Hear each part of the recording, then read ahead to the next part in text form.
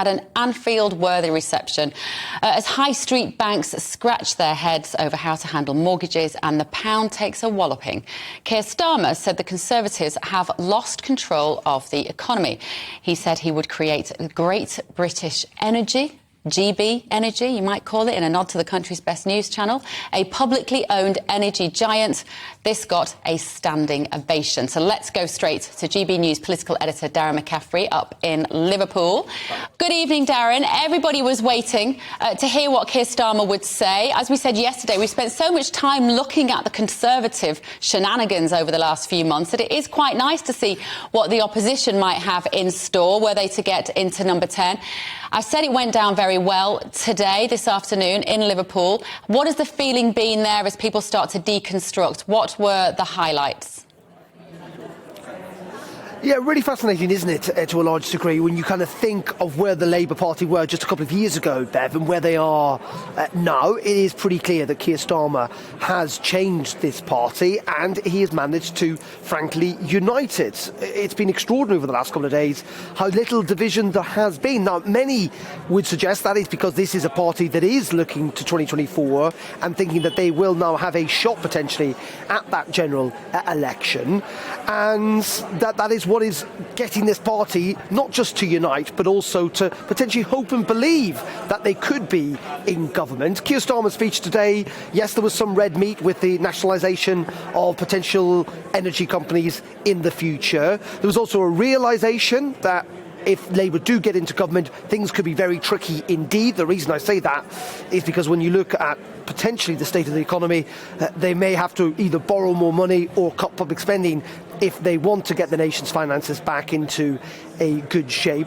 Also, there was an attack on the SNP and no sign that there's going to be any coalition there. Very keen to suggest that that is not going to happen. But overall, this was a speech aimed at winning back what Labour like to term behind the scenes as hero voters. Now, who are hero voters? They're people who essentially traditionally voted Labour in the past, but because of Brexit or because of Jeremy Corbyn, may have voted for Boris Johnson in 2019. And the speech essentially, in many ways, whether it was on immigration, whether it was on helping people out with the cost of living crisis, was an attempt to try and win back those voters, because those are the voters, frankly, they do need to win back if they have got a chance of winning that next general election. Your evening there up in Liverpool, won't you? Right, Claire Fox, let me come to you first. It was very much a speech about social mobility, wasn't it? This idea of hope. He said, when I grew up, at least we had hope. And he said that people today don't really have that. He's kind of right on that, isn't he? Of course he is. I mean, I think that when you're in a situation where we've lurched from one crisis to another, and goodness knows there's been many, actually Labour are implicated in causing some of them, but that's not the point. Somebody who comes over as like Steady Eddie, you know, the criticism of him that he's a bit dull and so on, starts to look attractive potentially, right? And then if you could say to people when they're really in a panic, not only about energy prices, cost of living, but now the mortgages thing is really scaring people. A lot of people who did think, I'm going to buy a home for the first time, and now thinking, oh my God, I'm going to default on it, right? You can see that that's got a real appeal. It's just that I think it's just on the surface. I'm not here to kind of go there having a hard time. I just think we do have to deconstruct it a little bit. And I'm afraid calling the voters heroes isn't going to cut it particularly. I think there's been a major fracture between Labour and its traditional voters that I'm not sure this speech is sufficient to get over, although the Tories are in a very bad way, so they're certainly not holding on to those voters by any guarantee at all. And I think that underneath the surface, I always get the feeling that it's a little bit shallow. So just to give one example, he's not nationalising the energy companies. He does a nod to nationalising something by setting up this, what is it, Great British... I liked your little joke. Yeah, GB Energy. Great British, GB Energy. But actually, all it is a kind of renewable start-up, as far as I can see. I mean, it's got no... You know, it's... And also, I think that to put all their eggs in the renewable energy basket is a real mistake. They have emphasised that they are definitely going to pursue the environmentalist agenda, and I think that's at least controversial in the situation we're in at the moment. So I mean, there's loads of other things I could say, but let's hear. Well, let's kick off with that then. Joe, I'm just going to let you pick one from that list. What did you think? What from what Claire said there might you take slight issue with? Well, the green stuff. I mean, the green stuff and the renewable stuff is really, really important because, we need to sort it out. We need to be much more self-sufficient in this country. We live on an island, for goodness sake. We're surrounded by wind and water, and sometimes there is solar as well. It's a fantastic industry that will create jobs and not just rubbish jobs. These are scientific, technical, creative and long-term jobs. So I think that's a good thing. I think I slightly agree with Claire about the hero voters, but I don't think that's the main focus. I mean, what he, I think, did, and I think you're right, Bev, in a way, is that he, and Claire as well, that, this steady Eddie. So was Clement Attlee. After the war and Churchill, this great war leader, there was Clement Attlee, the most boring man in the world. A safe pair of hands. Always voted by historians and political experts as the best Prime Minister. It's damning with faint praise, though, isn't it, Joe, to say we like him because he is dull. No, compared to the drama that we've had in 10 Downing Street, in a way. We like him because he's competent, because it's not about him. Yeah. What we've had is the nonsense of Boris Johnson. We've now got the further nonsense of Liz Truss, who seems to be making up economic policy on the back of a fag packet, if she could find one small enough. It's all about them, and it's all frenetic, and it's all desperate, and it's all trying to rearrange the deck chairs on the Titanic. They've been in power too long. But, and the big but is that we are probably 2 years away from an election. Yeah. And whilst the Labour Party are 17 points ahead today... There's no way they're going to call one. There's no way that the government would call one right now. I mean, Liz Truss, she wants to be in Downing Street as much as Boris Johnson did. Although there are apparently already letters of no confidence. I mean, can you believe it? She's only been there for 3 weeks, for goodness sake. But, if the economy hasn't improved in 2 years' time, then Labour are in with a chance. But a lot can happen. So much can happen. I mean, look at us. Claire and I just did a big eye roll of, no, not 2 more years to see what could possibly happen. But I mean, you think in 1992, inflation was, interest rates were 10%. The economy was in a dire state. Everybody thought, including the Labour Party, that Labour would win. John Major won. You see, sorry, Claire, go on. No, I was just going to say, I mean, I suppose it's just these contradictions, it's like, it's brilliant in a way. That Labour would say, for once, we're really going to put an emphasis on housing, for example, and they've gone along with that. Well, they want aiming for 70% home ownership. Yeah. Well, good luck. Great, although actually, probably there's a bit of a crisis in renting that's more of an issue. Yeah. But what there's really a crisis is there's not enough houses being built. In order to build those houses, and this is where I get irritated, you're going to have to look seriously at redrawing the green belt. You're going to have to do some very radical things in relation to energising. In order to have the kind of house building programme that one would need, you need to use loads and loads of energy. And I've got no problem with renewable energy. I've got a problem with putting all of the emphasis on renewable energy.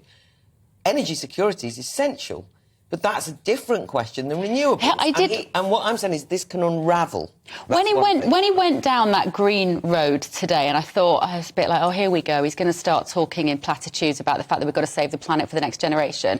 He's not going to put any meat on the bones of this. And then he actually did, and he did go through quite a long list. And he mentioned nuclear in that, which I was pleased to see. I thought he might be too frightened I think he's, it is quite clear from what he said today, and also from Rachel Reeves, the Shadow Chancellor, yesterday, that they have been doing their homework. Oh, yeah, they have.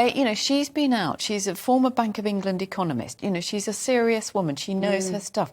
So actually, they haven't been coming out with headlines, and it's been difficult to be in opposition during COVID and everything else. And frankly, you didn't need to say anything. Boris Johnson managed to, implode himself, and it looks like Liz Truss might do the same. But it is quite clear that they have thought about things, and it wasn't full of platitudes. And he dealt with, on the housing issue, it's not the question of building houses, it's building or creating affordable houses. And insulated houses. And it means... I do find that very convincing in terms of if we want people to be able to manage their utility bills, if we want to use less energy, wherever that energy is coming from, and that's a different debate, then actually building houses which are greener in the moment of conception of that idea. We've got to do more in that regard. The problem is that a lot of house building is overburdened with a wide range of regulatory things that get in the way. And I'm not suggesting that we go down knock any old house up and there can be no rules. Of course not. But there are huge barriers to that house building. And it's fine saying greenhouses, but most of what passes for greenhouses at the moment take ages to get through. There's all sorts of regulatory problems. Even putting solar panels on your roof. All I'm saying is I'm not really criticising what he said. I'm saying this has got to be seen to be going to be delivered. And this is certainly not... But there are other ways that you can address housing without it all being about building. I mean, you could actually make it a lot harder for people to have second homes. What's going to happen... there are so many people... But I disagree. ...that have got second homes. But that can't be the solution, No, Joe. No, it's not a solution. But every time you build an estate... the planning rules and the Section 106 and everything that is related to all of that at the moment. Yeah. A developer will say, and we'll do 35% affordable housing because that's what the local council... And then they go, do you know what? The costs have gone up. We can't afford to do this. Tell you what, we can do 5% or we'll build you a community centre. Yeah. But the more houses you build, the more that houses will be affordable. So one of my problems with affordable housing schemes tacked on is that what happens is that ends up delaying everything. They're often done in bad faith. I think that you just need to have a huge house building project, but I also think we need to build new towns. What I'm talking about is a much more ambitious industrial revolution, a real sort of kick-starting. So I'm just saying that it depends what this looks like in reality. Absolutely. And I do think that, I suppose that to go back and take a step, because we've just sort of said about the 2 years, and I don't want to just get hung up on housing or the green issue, and dare I say, I'm now going to get hung up on Brexit. But this is what I mean about where we don't know where the voters are going to stand. At the moment... But he did address it. No, he did, but I'm saying, at the moment, I can understand that this is an attractive proposition. I don't think there's enough substance for Labour to maintain this, but if there is, then people will take it seriously. The betrayal question and the values question won't just go away by Keir Starmer addressing the Brexit question, because for me, to say, well, Liz Truss voted Remain, and we move on and so on and so forth. The problem is that Keir Starmer didn't just vote for Remain, which is... Loads of people voted for Remain. That's a perfectly acceptable thing to do in a democracy. But he campaigned to overthrow the Brexit vote. And I'm saying the sense of betrayal, the sense of not trusting the Labour Party, we're yet to see, and I don't know the answer, whether that is repairable.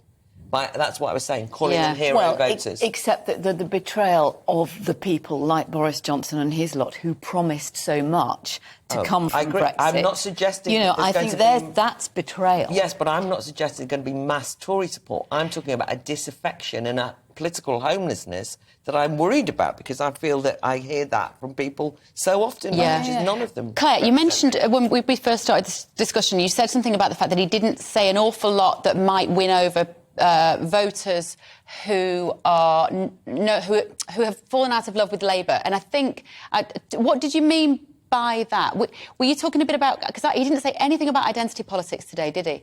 And that's been a thorn in the side of all of the parties, but particularly Labour, and this rather trite what is a woman thing, which I think does get a bit blown out of all proportion. But it is significant in terms of biologically born women's experiences. I do believe that. Is that what you meant? Because he swerved that completely, didn't he? Well, what I'm saying is different people have had run-ins with the Labour Party, and I've said Brexit voters.